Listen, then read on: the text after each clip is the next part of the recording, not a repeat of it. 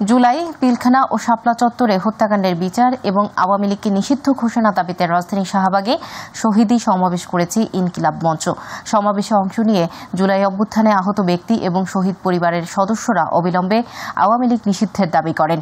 এছাড়া জুলাই বিপ্লবের খুনিদের বিচারে সরকারকে ১০০ দিনের আলটিমেটাম দিয়েছে ইনকিলাব মঞ্চ। আফজাল হোসেনের রিপোর্ট।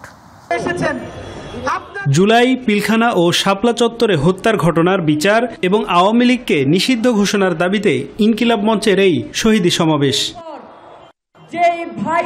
সমাবেশে জুলাই বিপ্লবের আহতরা এবং নিহতদের পরিবারের সদস্যরা অংশ নেন। এ সময় গণহত্যার জন্য দায়ীদের বিচারের সময়ক্ষেপণ নিয়ে ক্ষোভ প্রকাশ করেন তারা। আমার মা বেঁচে থাকতে যেন তার ছেলের বিচার দেখে যেতে পারেন, হাসিনাকে যেন ফাঁসির কাঠগড়ায় আমরা দেখতে পাই। আমার সন্তানকে ফিরিয়ে দেন, আমার নাতনির বাবাকে ফিরিয়ে দেন, তারপর তোরা বাংলার মাটিতে এই আওয়ামী লীগকে প্রতিষ্ঠা কর। আমি কিছু বলবো না।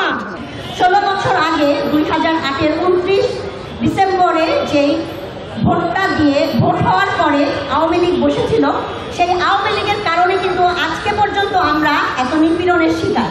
ভারতের প্রেসক্রিপশনে আওয়ামী লীগ নেতা তাপস নানক এবং শেখ হাসিনার মাধ্যমে পিলখানার হত্যাকাণ্ড সংগঠিত হয়েছে বলে অভিযোগ করেন সার্জিস আলম। তাপস নানক কাদেরদের প্রত্যক্ষ মদদে এই বাংলাদেশে খুনি হাসিনার হুকুমে এবং ভারতের প্রেসক্রিপশনে এই পিলখানা হত্যাকাণ্ড হয়েছে। আওয়ামী লীগ, জাতীয় পার্টি এবং 14 দলীয় ল্যাসপেন্সারদের যে মাফিয়া কার্টেল ছিল, তারা সিম্পলি কোনো রাজনৈতিক দল না। বিগত 15 বছর 1926টি বিচার বহির্ভূত হত্যাকাণ্ডের ঘটনা ঘটেছিল। এই একটা হত্যাকাণ্ডেরও বিচার আমরা এখন পর্যন্ত পাই নাই।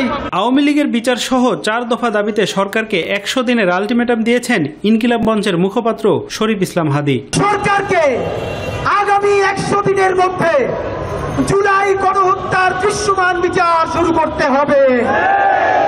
আফজাল হোসেন, মাই টিভি, ঢাকা। কোনোভাবেই ফ্যাসিবাদের আয়োজন যেন আওয়াজ এই দেশে আর না ওঠে, এমন মন্তব্য করেছেন বিএনপির সিনিয়র যুগ্ম মহাসচিব রুহুল কবির রিজভী। বিকেলে গুলশানে বিএনপি চেয়ারপারসন কার্যালয়ে জুলাই আগস্ট ছাত্র জনতার অভ্যুত্থানে শহীদ পরিবারের মাঝে আর্থিক সহায়তা প্রদান অনুষ্ঠানে এসব কথা বলেন তিনি। রিজভী বলেন, অন্তর্বর্তী সরকারের কিছু কিছু উপদেষ্টার নামে মামলা ছিল যা প্রত্যাহার করা হয়েছে, কিন্তু বিএনপির 60 লক্ষ নেতাকর্মীদের বিরুদ্ধে মামলা প্রত্যাহার হচ্ছে না।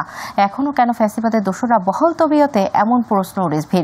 অনুষ্ঠানে দলের যুগ্ম মহাসচিব শহীদ উদ্দিন চৌধুরী বলেন, বিচার ও আইনি প্রক্রিয়ায় আওয়ামী লীগকে নিষিদ্ধ করতে হবে। তাদের কারণে ফ্যাসিবাদ প্রতিষ্ঠিত হয়েছে, তারা কেন আজ ধরাছোঁয়ার বাইরে? সেই রকিবুল হুদা এখনো গ্রেপ্তার হয় না কেন? সেই সিইসি, সেই কেএম হুদা কেন এখনো গ্রেপ্তার হয় না? এরাই তো হচ্ছে গণতন্ত্র হত্যাকারী, এরাই নির্বাচন ধ্বংসকারী, এরাই হচ্ছে ভোটার বাদ দিয়ে গরু ছাগলকে ভোট দিতে উদ্বুদ্ধ করেছে। এই সমস্ত গণতন্ত্র বিরাশী অমানুষ দানবরা আজকে গ্রেপ্তারের আওতা থেকে কি করে আজকে বাইরে থাকতে পারে? এদের রাজনীতি করার কোনো অধিকার নাই। আজকে আমরা বলছি যে বিচার প্রক্রিয়ার মধ্য দিয়ে, আইনি প্রক্রিয়ার মধ্য দিয়ে অবশ্যই আওয়ামী লীগ যেন দেশে, ফ্যাসিবাদ যেন দেশে ফিরে না আসতে পারে, সেই জন্য তাদের রাজনীতি নিষিদ্ধ করা উচিত। জাতীয় সংসদ নির্বাচনের আগে স্থানীয় সরকার নির্বাচন দিয়ে নির্বাচন কমিশনকে সদিচ্ছা এবং সক্ষমতা প্রমাণের আহ্বান জানিয়েছেন জামায়াতে ইসলামীর আমির ডক্টর শফিকুর রহমান। তিনি বলেন, এতে যদি জনগণ সন্তুষ্ট হয় তাহলে পরবর্তীতে আপনাদের পূর্ণ সমর্থন দেওয়া হবে, আর তা না হলে দেওয়া হবে লাল কার্ড। সকালে নগরীর সার্কিট হাউস মাঠে ময়মনসিংহ জেলা ও মহানগর জামায়াতের কর্মী সম্মেলনে প্রধান অতিথির বক্তব্যে তিনি এসব কথা বলেন। ময়মনসিংহ প্রতিনিধি সাইফুল ইসলামকে সঙ্গে নিয়ে মাহবুব সৈকতের রিপোর্ট। ময়মনসিংহ বিভাগের বিভিন্ন উপজেলার তৃণমূল থেকে সম্মেলনে যোগ দিতে নগরীর ঐতিহাসিক সার্কিট হাউস ময়দানে জমায়েত হন বাংলাদেশ জামায়াত ইসলামীর কর্মীরা। বিশাল কর্মী সমাবেশে প্রধান অতিথির বক্তব্যে নির্বাচন কমিশনের সক্ষমতা তুলে ধরতে জাতীয় নির্বাচনের আগেই স্থানীয় নির্বাচনের জোর দাবি জানান দলটির আমির। তারা জাতীয় সংসদের নির্বাচন, যেটা দিয়ে দেশ শাসন হবে 5 বছরের জন্য, জনগণের ম্যান্ডেট, সেই নির্বাচনের আগে তারা স্থানীয় সরকার নির্বাচনটা দিন। আমরা দেখি আপনাদের সদিচ্ছা এবং সক্ষমতা কতটুকু, এটার প্রমাণ আপনারা পেশ করুন। যদি এতে জনগণ সন্তুষ্ট হয়, জনগণের পরবর্তী খেদমতের জন্য জনগণ আপনাদেরকে পূর্ণ সহযোগিতা দেবে। আর এখানে যদি কোনো কিছু ধরা পড়ে তাইলে জনগণ আপনাদেরকে হলুদ নয় লাল কার্ড দেখায় দেবে। নারী অধিকার সংস্কার কমিশনের প্রতিবেদনের সমালোচনা করে তা প্রত্যাখ্যান করেন জামাতের শীর্ষ এই নেতা। নারী অধিকার সংস্কারের নামে সম্প্রতি একটি রিপোর্ট জমা হয়েছে। সেই রিপোর্টের বেশ কিছু জায়গায় কোরআন এবং সুন্নাহর সম্পূর্ণ খেলাফ কিছু সুপারিশমালা পেশ করা হয়েছে। আমরা মাননীয় প্রধান উপদেষ্টাকে অনুরোধ করব, আপনি দেশে ফিরে বিলম্ব না করে আগেই কাজটাই বাতিল করেন। আর যদি এরকম কোনো কমিশন করতে হয় তাহলে সকল শ্রেণী পেশা দল এবং আদর্শ থেকে মানুষকে নিতে হবে। মানবিক বাংলাদেশ গড়তে জামায়াতের উপর আস্থা রাখতে দেশের জনগণের প্রতিও আহ্বান জানান ডাক্তার শফিকুর রহমান। আমরা এমন একটি বাংলাদেশ চাই যে বাংলাদেশে কোনো ধরনের জুলুম হবে না, শোষণ হবে না, নিপীড়ন হবে না, নতুন কোনো ফ্যাসিবাদের জন্ম নেবে না। সমাবেশে দলটির স্থানীয় এবং কেন্দ্রীয় নেতারাও বক্তব্য রাখেন। ন্যায়পন্থী আদর্শবাদী মাহবুব সৈকত, মাই টিভি, ময়মনসিংহ। বাংলাদেশের পরিবর্তনকে মনস্তাত্ত্বিকভাবে মেনে নিতে পারছে না ভারত। এছাড়া বাংলাদেশে কারো খবরদারি মেনে নেওয়া হবে না বলে মন্তব্য করেছেন বিপ্লবী ওয়ার্কার্স পার্টির সভাপতি সাইফুল হক। রাজধানীর ইঞ্জিনিয়ার্স ইনস্টিটিউশনে বিপ্লবী ওয়ার্কার্স পার্টির সাংগঠনিক সম্মেলনে তিনি আরও বলেন, অন্তর্বর্তী সরকার রাজনৈতিক দলগুলোর সাথে দূরত্ব বজায় রেখে চলছে। এছাড়া ফ্যাসিবাদী শক্তি নানাভাবে ফিরে আসার চেষ্টা করছে বলেও অভিযোগ করেন তিনি। যত দিন যাচ্ছে বাংলাদেশকে অস্থিতিশীল করবার একটা তৎপরতা আমরা দেখি।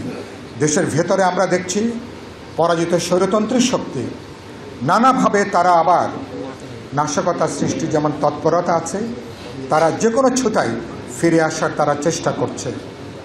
পাশের দেশ ভারতের বিজেপি না নরেন্দ্র মোদীর সরকার এখনো পর্যন্ত বাংলাদেশকে তারা কিন্তু এখনো মেনে নিতে পারেনি। নতুন যে পরিবর্তন অভ্যুত্থানের পরে যে বাংলাদেশ নতুনভাবে আত্মমর্যাদা নিয়ে এখন ঘুরে দাঁড়িয়েছে, এই পরিবর্তনটাকে মনস্তাত্ত্বিকভাবেও তারা এখনো গ্রহণ করতে পারেনি। ফ্যাসিবাদ নির্মূল না করা পর্যন্ত নির্বাচন করতে দেয়া হবে না, আওয়ামী লীগ নিষিদ্ধ করতে হবে। ঢাকা মহানগর উত্তরে বসিলায় বিকেলে আয়োজিত গণসমাবেশে প্রধান অতিথির বক্তব্যে সব কথা বলেন গণ অধিকার পরিষদের সভাপতি ও ডাকসুর সাবেক ভিপি নুরুল হক নূর। এ সময় জুলাই আগস্ট গণহত্যার বিচার না হলে আবারও রাজপথে নামার হুঁশিয়ারি দেন তিনি। ফ্যাসিবাদ নির্মূল না করা পর্যন্ত নির্বাচন হবে না বলেও মন্তব্য করেন নুরুল হক নূর।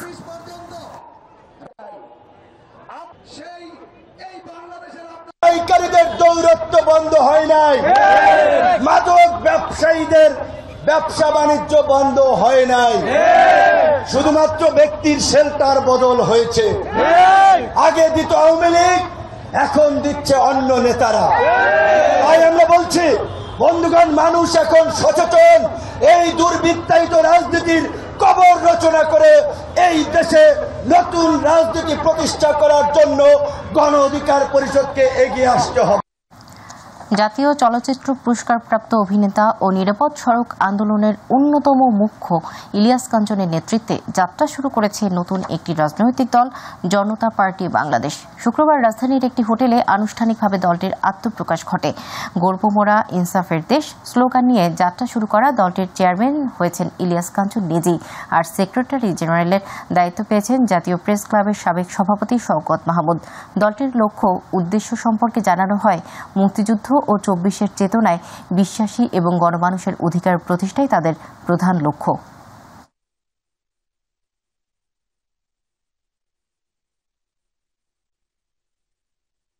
আমি নিরাপদ সড়ক চায়ের সঙ্গে যুক্ত থেকে যেভাবে সততার সঙ্গে এদেশের মানুষের জন্য কাজ করেছি, ঠিক তেমনিভাবে আমি এই রাজনৈতিক দলের সঙ্গে যুক্ত হয়ে আমি আপনাদের জন্যে, এদেশের জন্যে সততার সঙ্গে আমি কাজ করতে চাই। পোপ ফ্রান্সিসের অন্ত্যেষ্টিক্রিয়ায় অংশ নিতে কাতার থেকে ইতালির রোমে পৌঁছেছেন অন্তর্বর্তী সরকারের প্রধান উপদেষ্টা ডক্টর মোহাম্মদ ইউনূস। শুক্রবার কাতারের স্থানীয় সময় সকালে প্রধান উপদেষ্টা কাতার ত্যাগ করে ভ্যাটিকানের উদ্দেশ্যে রওনা হন বলে জানিয়েছেন প্রধান উপদেষ্টার ডেপুটি প্রেস সচিব আবুল কালাম আজাদ মজুমদার। কাতারের রাষ্ট্রীয় প্রোটোকল প্রধান ইব্রাহিম বিন ইউসুফ আবদুল্লাহ ফাখরু দোহায় হামাদ আন্তর্জাতিক বিমানবন্দরে প্রধান উপদেষ্টাকে বিদায় জানান। প্রধান উপদেষ্টা ইতালির স্থানীয় সময় দুপুরে রোমে পৌঁছাবেন বলে আশা করা হচ্ছে। সেখানে ইতালির নিযুক্ত বাংলাদেশের রাষ্ট্রদূত এবং ভ্যাটিকান সিটিতে নিযুক্ত বাংলাদেশের রাষ্ট্রদূত তাকে অভ্যর্থনা জানাবেন। শনিবার স্থানীয় সময় সকাল 9:30 দিকে পোপ ফ্রান্সিসের শেষ কৃত্যানুষ্ঠানে অংশ নিতে সেন্ট পিটার স্কয়ারে যাবেন ডক্টর ইউনূস। রোববার দেশের উদ্দেশ্যে যাত্রা করবেন প্রধান উপদেষ্টা। শীত মৌসুমের আগে পরে বাজারে সবজির দামে যে স্বস্তি ফিরেছিল তা আবার অস্বস্তি হয়ে ফিরে এসেছে রাজধানীর বাজারে। গত 3-4 মাস ধরে তুলনামূলক অসহনীয় দামে মানুষ সবজি কিনতে পারলেও বর্তমানে রাজধানীর বাজারগুলোতে বেশিরভাগ সবজির দামই 80 টাকা ছাড়িয়েছে। এর সঙ্গে পাল্লা দিয়ে বেড়েছে পেঁয়াজ এবং ডিমের দামও। মোহাম্মদপুর কৃষি মার্কেট ঘুরে বিস্তারিত মিফতা গালিবের রিপোর্টে। গত 2 সপ্তাহ ধরে চাল, তেল এবং পেঁয়াজের দাম বাড়ায় স্বস্তির বাজারে এমনিতেই কিছুটা অস্বস্তি দেখা দিয়েছে। এর মধ্যে প্রায় সব ধরনের সবজির দাম হঠাৎ বেড়ে যাওয়ায় বাজারে ফিরতে শুরু করেছে পুরনো সেই অস্বস্তি। মাছ মাংসের পাশাপাশি চাল, আলুর দাম স্বাভাবিক থাকলেও মুরগি এবং শাকসবজির দাম বাড়তে শুরু করেছে। নতুন উৎপাদিত পণ্য বাজারে আসলে শাকসবজির দাম আবার নিয়ন্ত্রণে আসবে বলে দাবি বিক্রেতাদের। আর 1 সপ্তাহের মধ্যে বাজার নতুন চাল ঢুকতেছে, এগুলো বাজার কমবে, যা প্রায় 10-12 টাকা কেজিতে কমবে। আশা করছি খুব শীঘ্রই বাজার নিয়ন্ত্রণে চলে আসবে চালেরটা। এই বছর আমাদের দেশে পেঁয়াজ ভালো হয়েছে, তবে যদি বাংলাদেশের যেগুলো পেঁয়াজ আছে সিন্ডিকেট না করলে পেঁয়াজের অভাব পড়বে না। নিত্যপণ্যের দাম বাড়ায় বিপাকে মধ্যবিত্ত, নিম্ন এবং নিম্ন মধ্যবিত্তরা। আমি তো আপনার মিডল ক্লাসের, তো আমি তো সাফার করতেছি।